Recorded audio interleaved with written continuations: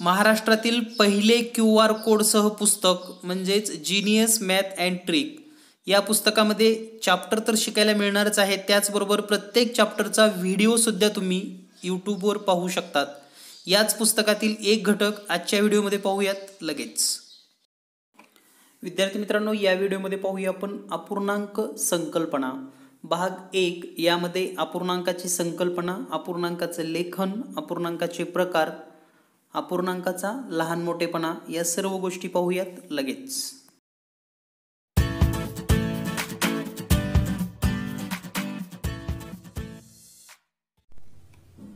विद्यार्थी मित्रांनो, या व्हिडिओमध्ये पाहूया आपण अपूर्णांक, अपूर्णांकाच्या संदर्भातील सर्व प्रकारचे कन्सेप्ट, संकल्पना, यामध्ये बेरीज, वजाबाकी, गुणाकार आणि भागाकार या सर्व घटकावरील महत्त्वाचे सूत्र, ट्रिक आणि संबोध पाहूयात लगेच। सुरुवातीला आपण समजून घेऊयात की अपूर्णांक म्हणजे काय। तर अपूर्णांक म्हणजे काय ही जर संकल्पना आपल्या चांगली लक्षात आली तर आपण अगदी सोप्या पद्धतीने अपूर्णांक सोडवू शकतो किंवा लक्षात येईल। तर पहा, अपूर्णांकाची संकल्पना समजून घेत असताना समजा आपल्याकडे एक लोखंडाची पट्टी आहे असं समजूयात, किंवा हा एक आयताकार भाग आहे। याचे आपण समान भाग करूयात, 1 2 3 4 5 6 आणि 7। म्हणजे याला जर आपण नंबर दिले 1 2 3 4 5 6 आणि 7, तर हे 7 भाग म्हणजे 1 आहे असं समजूयात। हा पूर्ण भाग म्हणजे एक पट्टी आहे।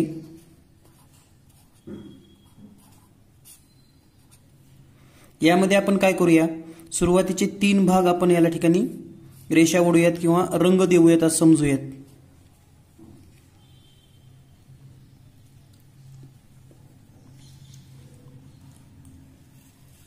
तर या आकृतीमध्ये रंग दिलेला भाग किती आहे, तर हे संपूर्ण 1 आहे, पण त्याच्यातला काही भाग आणि जे छोटे छोटे भाग दिसतात 1 2 3 या 3 भागालाच रंग आहे। आणि रंग न दिलेला भाग जर आपण पाहिला तर 1 2 3 4 भाग हे रंग न दिलेले आहेत। तर हेच नेमकं आपल्याला अपूर्णांकामध्ये कसं मांडायचं हे समजून घेऊयात। तर या ठिकाणी पहा, रंग दिलेले भाग आहेत 3, रंगवलेले भाग आहेत 3, रंगवलेले भाग। तर या ठिकाणी 1 2 3 आहेत, 3 रंगवलेले आहेत, पण हे 3 भाग या मूळ 1 2 3 4 5 6 7 या 7 भागासारखे आहेत। म्हणजेच समान 7 भाग आहेत, त्यापैकी 3 रंगवलेत। म्हणजेच या ठिकाणी जो रंगवलेल्या भागाचा अपूर्णांक आहे तो 3/7 या पद्धतीने लिहितो आपण। आता न रंगवलेला भाग जर आपण विचार केला तर या ठिकाणी आपल्या आकृती समोर आहे 1 2 3 4 भाग न रंगवलेले आहेत 7 भागापैकी। म्हणजे समान 7 भाग होते, त्यापैकी रंगवलेले भाग 3, न रंगवलेले भाग 4। हेच गणित जेव्हा परीक्षेमध्ये येतं, समजा एकूण पगाराच्या 2/3 खर्च केला,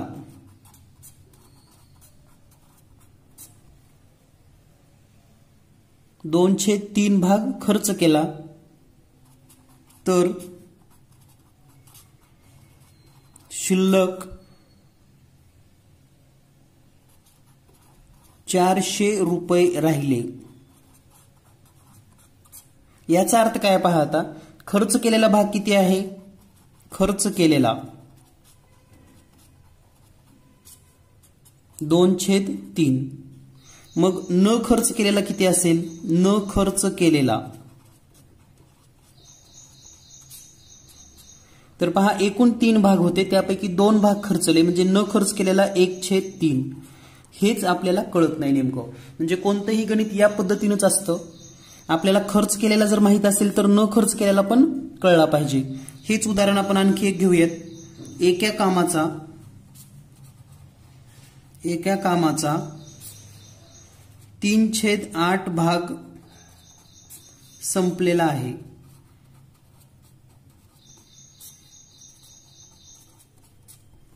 तर राहिलेले काम किती असेल मग? राहिलेले काम, तर राहिलेले काम, एकूण काम 3 संपलंय, 8 पैकी 3 संपलंय, म्हणजे राहिले किती? 5/8. हे आपल्याला जर मांडता आलं तर अपूर्णांक अगदी सहज आणि सोप्या पद्धतीने आपण सोडवू शकतो. तर ही अपूर्णांकाची संकल्पना आहे.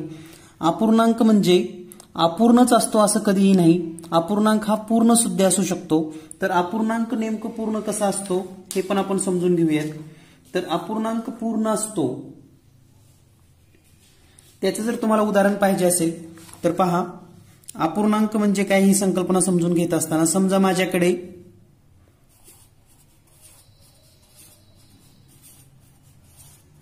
एकूण 1, 2, 3, 4, 5 चेंडू आहेत. या 5 चेंडूपैकी 2 चेंडू हे लाल रंगाचे आहेत आणि राहिलेले 3 चेंडू हे निळ्या रंगाचे आहेत. तर पहा, हे एकूण चेंडू आहेत 5. त्यामध्ये लाल रंगाचे चेंडू किती आहेत हे जर आपण विचारलं, लाल रंगाचे, तर हे 2 चेंडू आहेत. पण एकूण चेंडूच्या मानानं जर लिहिलं तर आपण हे 2/5, म्हणजे 5 पैकी 2 चेंडू हे लाल रंगाचे आहेत. आणि निळ्या रंगाचे जर चेंडू विचारले, निळ्या रंगाचे चेंडू, तर या ठिकाणी निळ्या रंगाचे चेंडू जर आपण विचार केलं तर या ठिकाणी 3 चेंडू आहेत 5 पैकी. तर या ठिकाणी जरी हे अपूर्णांकामध्ये मांडलं असलं तरी हे चेंडू काही अपूर्ण नाहीत. हा 1 चेंडू आणि हा 1 चेंडू, हे 2 चेंडू झाले. या ठिकाणी 1, 2, 3 हे 3 चेंडू झाले. म्हणजे अपूर्णांक म्हणजे अपूर्ण कधीच नसतं. तर जे 1 आपण म्हणतो, 1 म्हणजे हे 5 चेंडू म्हणजे 1 आहेत. तर त्याच्यापैकी 2 चेंडू, त्याच्यापैकी 3 चेंडू हे लाल किंवा निळ्या रंगाचे आहेत. तर ही अपूर्णांकाची संकल्पना लक्षात ठेवा. सहज आणि सोप्या पद्धतीने तुम्हाला हे सोडवता येतं. यानंतर अपूर्णांकामध्ये आपण आणखी काही संकल्पना पाहूयात. तर पहा, अपूर्णांक म्हणजे काही वस्तू किंवा काही पदार्थ, काही मुलं, परीक्षेमध्ये कधी कधी असं पण असतं पहा, एकूण मुलांच्या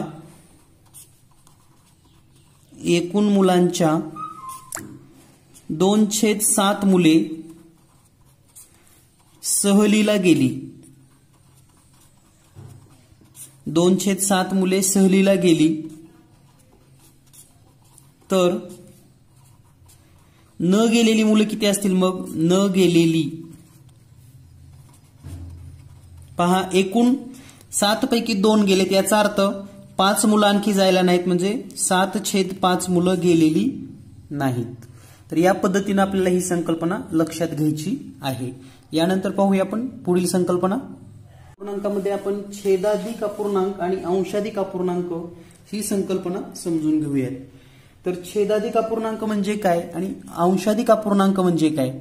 तर अगदी व्याख्येमध्ये जर समजून घ्यायचं असेल तर छेद अधिक, समजा हा अपूर्णांक आहे 5/9, तर या ठिकाणी हा आहे अंश आणि हा आहे छेद. तर या ठिकाणी या 2 अपूर्णांकामध्ये 5 पेक्षा 9 मोठा आहे, म्हणजेच या ठिकाणी अंशापेक्षा छेद मोठा आहे. म्हणजेच अंशापेक्षा जर छेद मोठा असेल तर या अपूर्णांकाला आपण छेदाधिक अपूर्णांक असं म्हणतो. छेदाधिक अपूर्णांक म्हणजे छेद मोठा असलेला अपूर्णांक. परीक्षेमध्ये कधी कधी आपल्याला या प्रकारचे पण प्रश्न येतात की खालीलपैकी छेदाधिक अपूर्णांक कोणता किंवा खालीलपैकी अंशाधिक अपूर्णांक कोणता. तर त्यावेळेस लक्षात ठेवा, छेदाधिक अपूर्णांक म्हणजे अंशापेक्षा जर छेद मोठा असेल तर याला आपण छेदाधिक अपूर्णांक म्हणतो. आणि दुसरी संकल्पना आहे अंशाधिक अपूर्णांक, जसं की 12/5. तर या ठिकाणी अंश हा छेदापेक्षा मोठा आहे, छेदापेक्षा मोठा अंश आहे आणि म्हणून याला आपण अंशाधिक अपूर्णांक असं म्हणतो. आता बऱ्याच विद्यार्थ्यांना प्रश्न पडला असेल की यापूर्वीच्या गणितामध्ये आपण 9 पैकी 5 ठीक आहे, पण 5 पैकी 12 कसं काय आलं असेल? तर याचं एक उदाहरण तुम्हाला समजावून सांगतो. समजा तुम्ही 1.5 भाकरी खातात, 1.5 भाकरी. आता हे 1.5 भाकरी कसं लिहिणार तुम्ही? तर पहा, तुमच्याकडे 1 भाकर तुम्हाला आधी खावी लागणार आहे आणि त्यानंतर एक दुसरी भाकर घ्यावी लागणार आहे. याची तुम्हाला अर्धी भाकर करावी लागणार आहे. म्हणजे ही भाकरी तुम्ही पूर्ण खाल्ली आणि या भाकरीचा तुम्ही अर्धा भाग खाल्ला. आता हेच जर समजा तुम्हाला अपूर्णांकामध्ये लिहायचं असेल तर या ठिकाणी जसे 1 आणि 2 भाग केले तसे याचे पण 2 भाग करावे लागतील. म्हणजेच पहा, आता टोटल एका भाकरीचे 2 भाग केलेत तुम्ही, 1 2 1 2, आणि या प्रकारचे तुम्ही 3 भाग खाल्लेत. म्हणजेच एकाचे किती भाग केलेत? एकाचे 2 भाग, आणि 2 भागासारखे तुम्ही 3 भाग खाल्लेत. म्हणजेच यालाच आपण 1.5 म्हणतो. 3/2 म्हणजेच 1.5. हा सुद्धा अंशाधिक अपूर्णांक आहे. याला दुसऱ्या पद्धतीने जर लिहिलं तर तुम्ही या पद्धतीने पण लिहू शकता. तुम्ही ही 1 भाकर खाल्ली, 1 भाकर, आणि अधिक दुसरी खाल्ली अर्धी, तर ही 1 भाकर म्हणजे 1, अधिक अर्धी भाकर म्हणजे किती? 1 आणि 2 भाग आहेत, तर 2 पैकी 1 भाग, म्हणजे 1 अधिक 1/2 हे पण आपल्याला लिहिता येतं. आणि हेच आपण डायरेक्टली असं लिहितो 1.1/2, म्हणजे 1 आणि अर्ध, 1 आणि अर्ध. तर ही संकल्पना लक्षात ठेवा. यालाच आपण पूर्णांकयुक्त अपूर्णांक असं सुद्धा म्हणतो. म्हणजे हा पूर्ण आहे आणि हा अपूर्ण आहे. म्हणजेच पूर्णांक हा 1 या ठिकाणी पूर्णांक आहे आणि हा जो 2 आहे तो अपूर्णांक आहे. म्हणजेच हा आहे पूर्णांकयुक्त अपूर्णांक.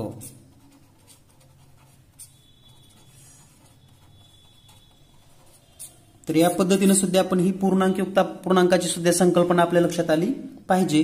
म्हणजे पूर्णांकयुक्त अपूर्णांक हे सर्व अंशाधिक अपूर्णांकामध्ये येतात. सर्व पूर्णांकयुक्त अपूर्णांक हे अंशाधिक अपूर्णांक असतात, हे लक्षात ठेवा. यानंतर पुढील भाग, यानंतर पूर्णांकयुक्त अपूर्णांक ही संकल्पना आपण लगेच समजून घेऊयात. तर पूर्णांक म्हणजे पूर्णांक, युक्त म्हणजे प्लस, आणि अपूर्णांक म्हणजे या ठिकाणी पूर्णांक पण असतो आणि अपूर्णांक पण असतो. उदाहरणार्थ 2.1/2. याचा अर्थ 2 पूर्ण आहेत आणि 1/2 हा म्हणजेच अर्धा आहे, हे आपल्या लक्षात येतं. तर यावरून आपण याला पूर्णांकयुक्त अपूर्णांक असं म्हणतो. आणि याचं वाचन करत असताना 2.1/2 किंवा 2 या पद्धतीने आपण हे करतो. 2.1/2. तर ही संकल्पना लक्षात घेऊया. आणखी एक प्रश्न असा आहे की याचा आपल्याला अंशाधिक अपूर्णांकामध्ये रूपांतर कसं करायचं? तर पहा, या ठिकाणी आपण काही नमुना घेऊयात. पूर्णांकयुक्तचे अंशाधिक अपूर्णांक. तर पहा, हेच उदाहरण आपण घेऊयात 2.1/2. तर या ठिकाणी सर्वात महत्वाचं म्हणजे हे 2 आणि 1/2 परीक्षेमध्ये हा सुद्धा प्रश्न कधी कधी विचारण्यात येतो की या दोन्हीमध्ये कोणतं चिन्ह असतं? तर लक्षात ठेवा, हे 2 अधिक 1/2 असतं. लक्षात घ्या, यामध्ये गुणाकाराचं चिन्ह नाही तर बेरजेचं चिन्ह असतं. म्हणजे हे 2 आणि हे अर्ध यामध्ये बेरजेचं चिन्ह आहे, हे लक्षात घ्या. तर आपण जर ही बेरीज केली तर 2 4 अधिक हा अंशी 1 छेदामध्ये 2, म्हणजे आपलं उत्तर येतं 5/2. आता पहा, यालाच आपण किती म्हणतो? 2.1/2. जर हे व्यावहारिक भाषेमध्ये आपण याला म्हणतो अडीच. 2 आणि अर्धा किंवा 2 वाजून अर्धा तास म्हणजेच अडीच. आणि तेच म्हणजे या ठिकाणी 5/2 म्हणजे 5च्या अर्धे. आता 5च्या अर्धे म्हणजे किती? तर 5च्या अर्धे म्हणजेच अडीच. तर ही संकल्पना आपल्या लक्षात यायला पाहिजे.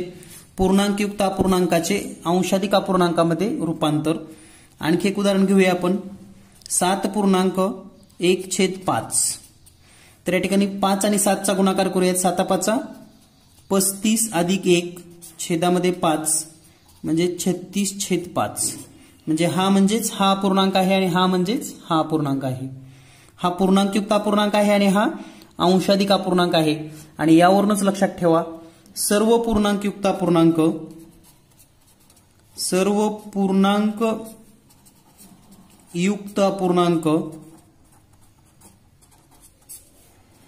हे अंशाधिक अपूर्णांक असतात.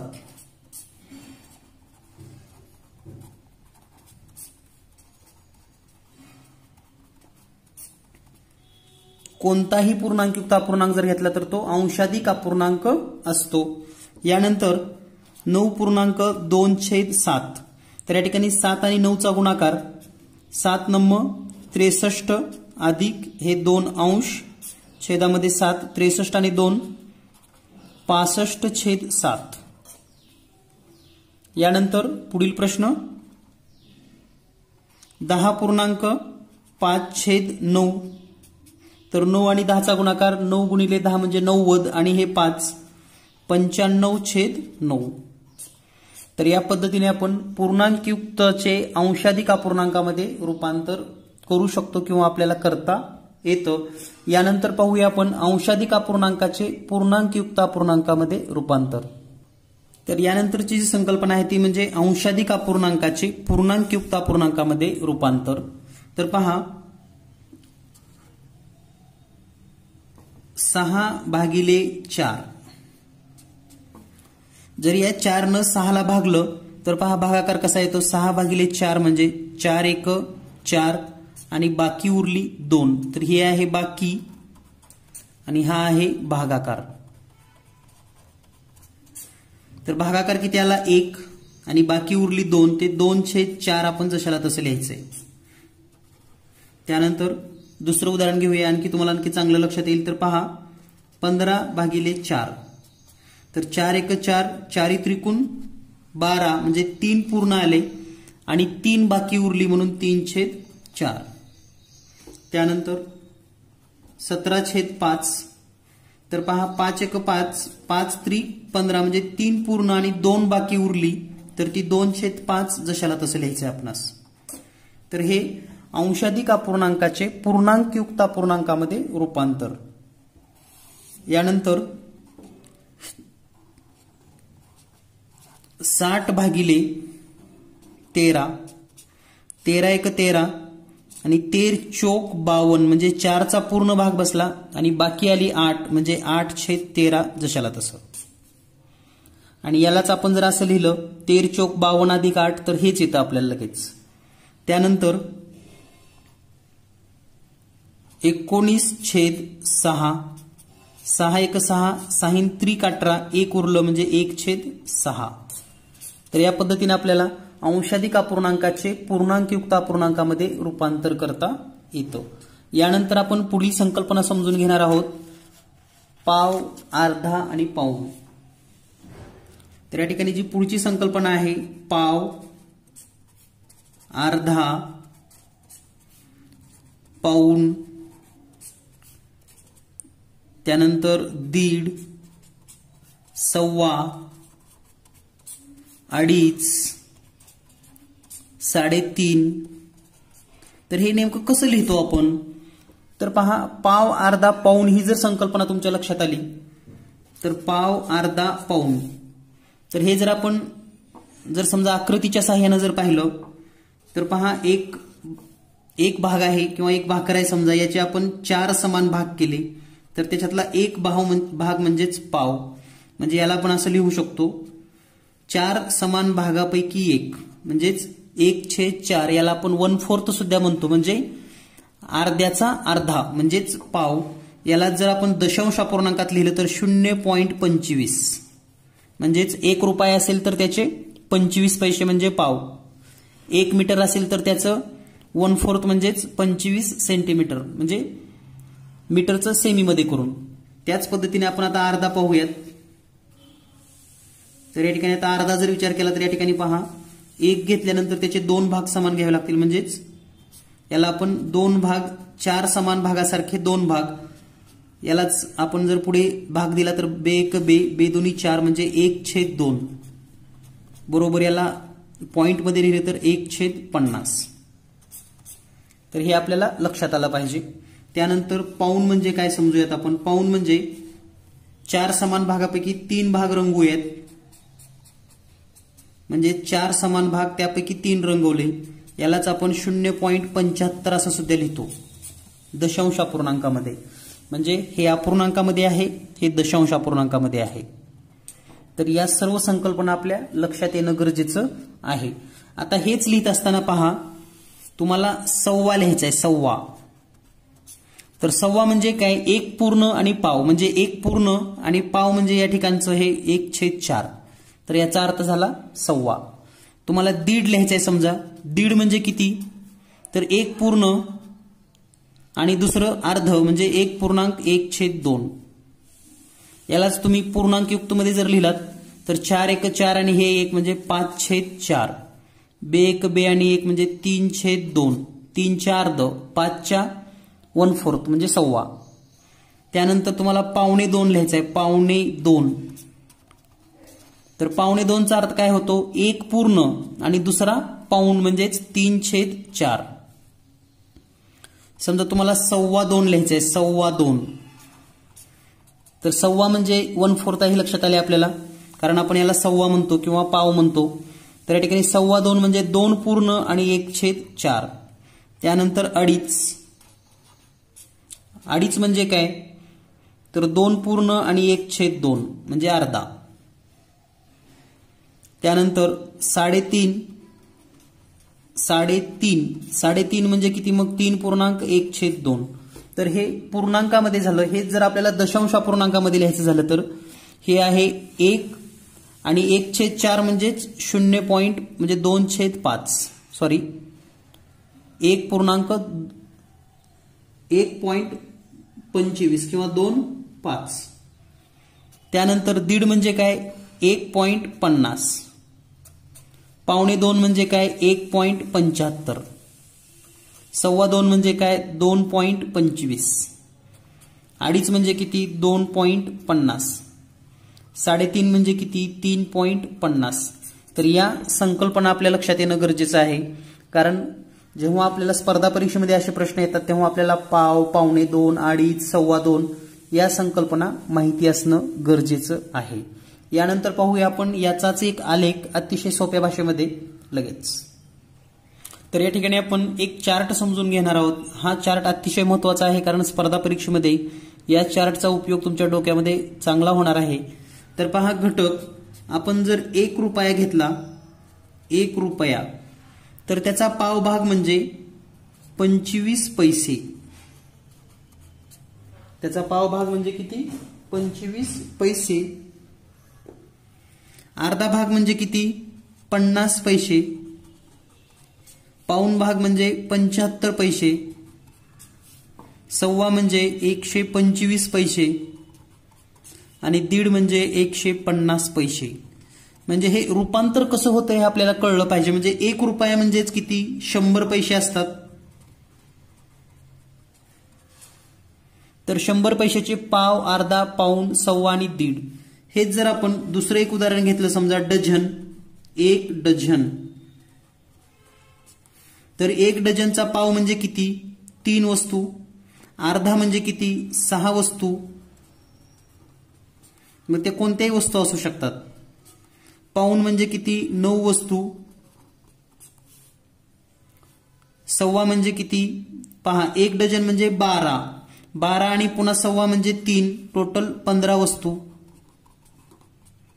दीड डझन म्हणजे किती, तर दीड डझन म्हणजेच 18 वस्तू. हेच आपण आता किलो मध्ये पाहूयात. 1 किलो. तर 1 किलो म्हणजे आपण ग्राम मध्ये कन्व्हर्ट करूयात, 1000 ग्रॅम. तर या 1000 ग्रॅमचं जर आपण आता पाव जर घेतलं तर 250 ग्रॅम. अर्धा म्हणजे 500 ग्रॅम. पाऊण म्हणजे 750 ग्रॅम, सव्वा म्हणजे पहा 1000 आणि हे पुन्हा पाव म्हणजेच 1250 ग्रॅम आणि दीड म्हणजेच 1500 ग्रॅम, 1.5 किलो. हेच आपण आता मीटरमध्ये पाहूयात. 1 मीटर, तर 1 मीटर जर आपण विचार केला 1 मीटरचा, तर या ठिकाणी पहा 1 मीटरचा आपण जर विचार केला तर 1 मीटर म्हणजेच 100 सेमी, याचा पाव म्हणजे अर्ध्यातला अर्धा म्हणजेच 25 सेमी, अर्धा म्हणजेच 50 सेमी, पाऊण म्हणजे 75 सेमी, सव्वा म्हणजे 125 सेमी आणि दीड म्हणजे 150 सेमी. हेच आपण लिटरमध्ये जर विचार केला 1 लिटर, तर या ठिकाणी पहा 1 लिटर म्हणजेच 1000 मिली लिटर, 1000 मिली, याचा पाव म्हणजे 250 मिली, अर्धा म्हणजे 500 मिली, पाऊण म्हणजे 750 मिली, सव्वा म्हणजेच 1250 मिली आणि दीड म्हणजेच 1500 मिली. सेम संकल्पना आपल्याला आता संख्यांच्या बाबतीमध्ये समजून घ्यायची आहे. जर आपण संख्यांचा विचार केला, कोणतीही संख्या घ्या तुम्ही एक संख्या, तर आपण या ठिकाणी सोपी संख्या घेऊयात सुरुवातीला 20. तर 20 चा पाव म्हणजेच 5, अर्धा म्हणजे 10, पाऊण म्हणजे 15 आणि सव्वा म्हणजे 25 आणि दीड म्हणजेच 30. पहा अतिशय सोपी संकल्पना आहे. दुसरी संख्या आपण 60 घेऊयात. 60 चा पाव म्हणजेच 1/4 15, अर्धा म्हणजे 30, पाऊण म्हणजे 45, सव्वा म्हणजे 75, कारण हे 60 आणि पुन्हा पाव दोन्ही मिळून 75 आणि 60 चा दीड म्हणजेच 90. तर या संकल्पना तुम्हाला चांगल्या लक्षात असणं गरजेचं आहे. यानंतर पाहूया आपण पुढील भाग. पुढच्या भागामध्ये आपल्याला पाहायचं आहे सममूल्य अपूर्णांक म्हणजे काय. तर अतिशय सोप्या सोप्या संकल्पना आहेत आता ह्या सममूल्य अपूर्णांक वगैरे. तर सममूल्य अपूर्णांक म्हणजे काय पहा, या ठिकाणी आपण एक चौरस घेत आहोत. या चौरसाचे मी आता 2 भाग केले आणि 1 भाग रंगवला. तर हा रंगवलेला भाग किती आहे, रंगवलेला भाग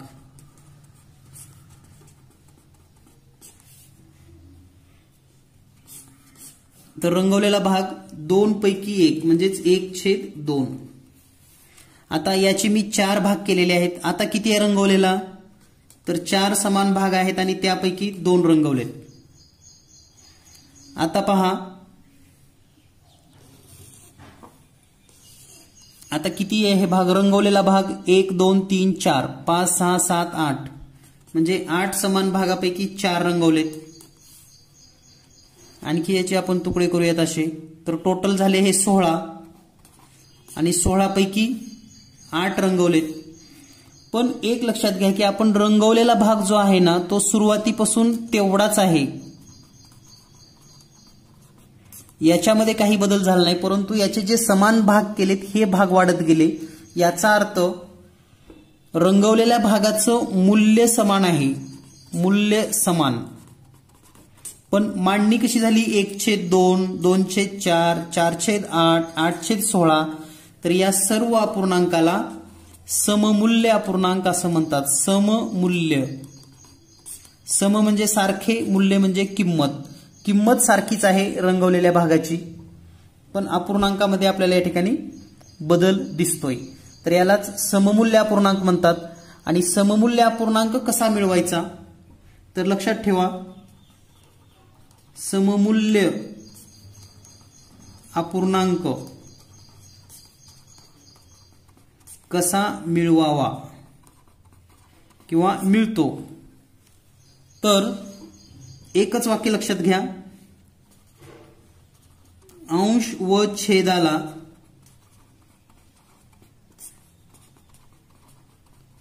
समान संख्येने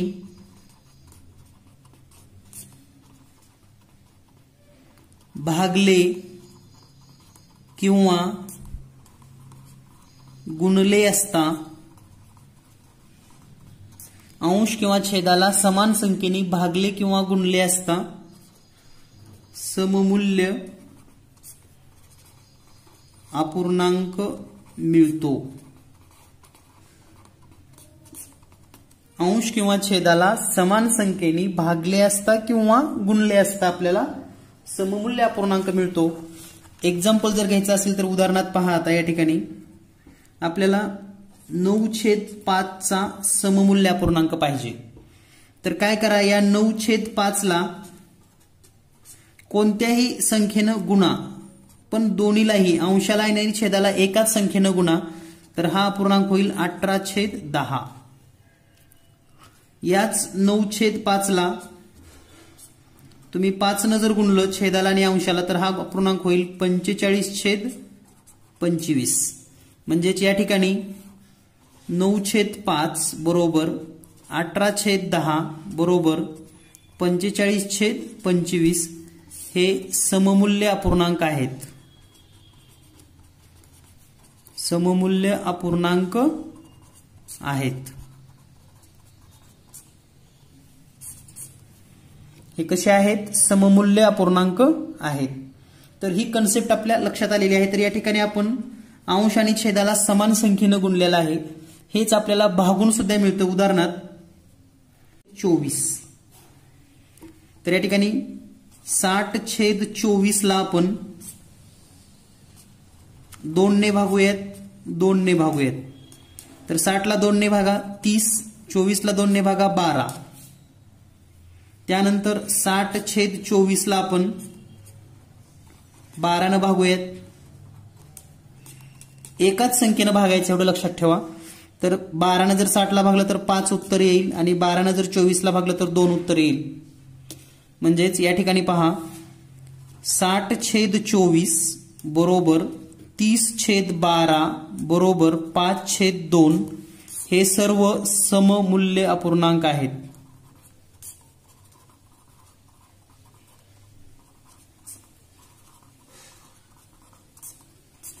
हे सर्व कसे आहेत? सममूल्य अपूर्णांक। तर यावरून आपल्या लक्षात आलं असेल सममूल्य अपूर्णांक म्हणजे काय किंवा सममूल्य अपूर्णांक नेमकं कोणत्या पद्धतीनं असतात। तर या संकल्पना आपल्याला लक्षात आल्या असतील। यानंतर पाहूया आपण पुढील भाग, अपूर्णांकाचा लहान मोठेपणा। तर अपूर्णांकाचा लहान मोठेपणा हा नेमकं कसा ठरवायचा हे आपण समजून घेऊयात। तर यासाठी वेगवेगळ्या पद्धती आहेत। यामध्ये छेद समान असल्यास, अंश समान असल्यास आणि छेद आणि अंश दोन्हीही समान नसल्यास। तर पहा, सुरुवातीला आपण समजून घेऊयात की अंश समान आहे। अंश समान, अंश समान असल्यास म्हणजे पहा 9/5 आणि 9/2। जर अंश समान असेल 9 आणि 9 तर ज्याचा छेद लहान, ज्याचा छेद लहान तो अपूर्णांक मोठा।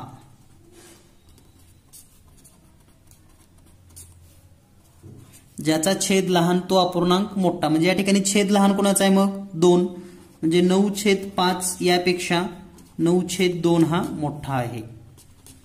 हा मोठा आहे आणि हा लहान। यामध्ये आपण चढता उतरता सुद्धा क्रम लावू शकतो। चढता व उतरता क्रम।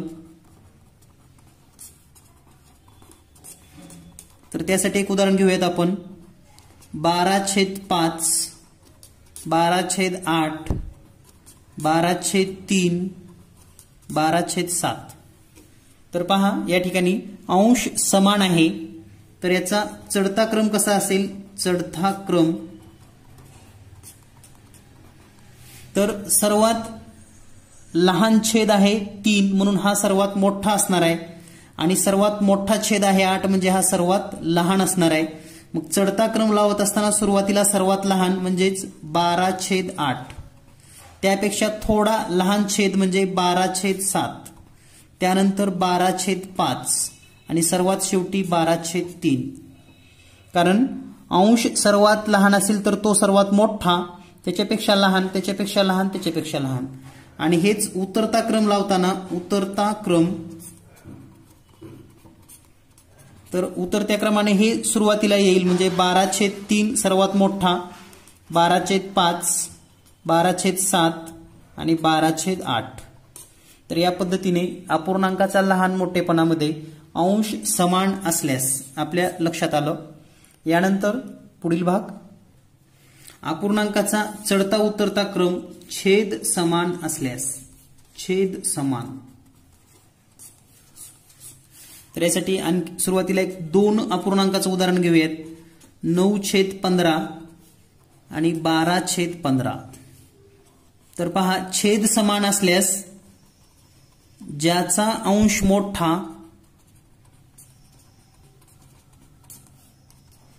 तो अपूर्णांक मोठा. छेद समान असल्यास काय कंडिशन आहे? ज्याचा अंश मोठा तो मोठा, म्हणजे 9/15 पेक्षा 12/15 हे मोठा आहे, कारण याचा अंश मोठा आहे. याचाच आपण चढता उतरता जर क्रम पाहिला, चढता व उतरता क्रम, तर यासाठी एक उदाहरण घेऊयात आपण.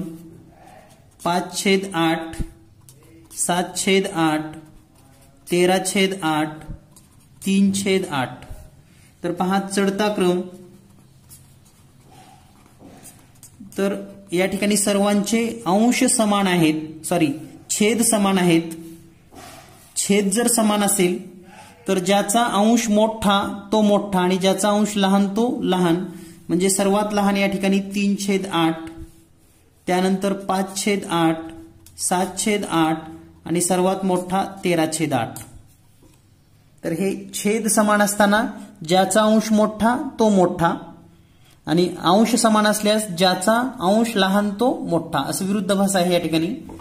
याचाच आपण जर उतरता क्रम पाहिला तर उतरता क्रम या पद्धतीने येईल. 13/8 सुरुवातीला, त्यानंतर 7/8, त्यानंतर 5/8, त्यानंतर 3/8. तर या पद्धतीने आपण हा प्रश्न सोडवू शकतो किंवा ही संकल्पना आपल्या लक्षात आली असेल. यानंतर आपण पाहूया, जर अंश आणि छेद दोन्हीही समान नसेल तर काय करायचं. म्हणजेच अंश आणि छेद दोन्हीही समान नाही तर कोणती पद्धत वापरायची, तर ती पद्धत आपण समजून घेऊयात. लहान मोठेपणा ठरवताना समजा एक उदाहरण आहे 5/7 व 8/9. तर या ठिकाणी मोठा कोणता, तर यासाठी एक सिंपल पद्धत अशी आहे पहा. 5/7, 8/9. तर या दोन्हीचा तिरकस गुणाकार करा. 9/5 45 आणि 7 × 8 गुणाकार 7×8 56. यामध्ये मोठं कोण आहे? 56. तर हा अपूर्णांक मोठा असतो. आणखी एक उदाहरण पाहूया आपण. 5/9 व 7/4. तर पहा, 5/9, 7/4 तिरकस गुणाकार. 4 आणि 5चा गुणाकार या ठिकाणी लिहा, म्हणजे हा तिरकस गुणाकार 4 आणि 5. आणि हा तिरकस गुणाकार 9×7 63. तर या ठिकाणी 20 पेक्षा 63 मोठा आहे, म्हणजे हाच अपूर्णांक मोठा आहे. तर ही संकल्पना आपल्या लक्षात आली पाहिजे. आता अपूर्णांकाच्या चढत्या उतरत्या क्रमामध्ये जर लिहायचं असेल तर त्यासाठी डायरेक्ट दशांश अपूर्णांकामध्ये रूपांतर करायचे आपल्याला. उदाहरणार्थ चढता उतरता. समजा तुम्हाला जर अपूर्णांक दिलेले आहेत 3/5, 7/8, त्यानंतर 10/7, 12/15. तर या ठिकाणी जर तुम्हाला चढता क्रम लावायचा असेल किंवा उतरता क्रम लावायचा असेल तर हे 4 अपूर्णांक जे आहेत यांचं आपण सुरुवातीला दशांश अपूर्णांकामध्ये रूपांतर करून घेऊयात. म्हणजे 3/5. काळजीपूर्वक पहा. 5×1 5. या ठिकाणी भाग जात नाही म्हणजे शून्याचा भाग 30 होईल. 5×6 30, पुन्हा शून्यच उरणार आहे, म्हणजे या ठिकाणी शून्य लिहू शकता तुम्ही. त्यानंतर दुसरा अपूर्णांक आहे 7/8. 8 एका 8, पुन्हा शून्याचा भाग, हे होईल 70. 8 8 64, म्हणजे या ठिकाणी 8चा भाग बसेल, बाकी 6 उरेल, पुन्हा 60 होईल. 8 7 56. यानंतर 10/7. 7 1 7, या ठिकाणी 7 1 7 3 उरले, 30 होईल. 7 चौक 28, 2 उरतील, 20 होईल. 7 2 14. आणि शेवटचा अपूर्णांक आहे 12/15. तर या ठिकाणी भागाकार देत असताना, तर या ठिकाणी जर आपण भाग दिला तर आपण सुरुवातीला 3 ने भागूयात. तर या ठिकाणी पहा, 3 5 15, 3 चौक 12, पुन्हा 5 1 5, शून्याचा भाग, 40 होईल. 85 40 आणि 0, म्हणजे पहा आता अपूर्णांक 0.60, 0.87, 1.42, 0.80. जर आपणास चढता क्रम लावायचा असेल, चढता क्रम, तर सर्वात लहान 0.60 म्हणजे 3/5 अपूर्णांक आहे हा, 3/5. यापेक्षा थोडा मोठा हा 0.80 म्हणजेच 12/15. यापेक्षा थोडा मोठा 0.87 म्हणजेच 7/8. यापेक्षा मोठा म्हणजेच 10/7. तर हा आहे चढता क्रम. याचाच उतरता क्रम जर लावला आपण, उतरता क्रम, तर सुरुवातीला 10/7, त्यानंतर 7/8, 12/15 आणि 3/5. म्हणजे जर तुमच्याकडे अंश आणि छेद समान नसलेले अपूर्णांक असतील आणि जर तुम्हाला चढता उतरता क्रम लावायचा असेल, तर या ठिकाणी सर्वात बेस्ट पर्याय दशांश अपूर्णांकात रूपांतर करणे. दशांश अपूर्णांक. तर या पद्धतीनं हे प्रश्न आपण सोडवू शकतात. यानंतर पाहूया आपण पुढील भाग लगेच.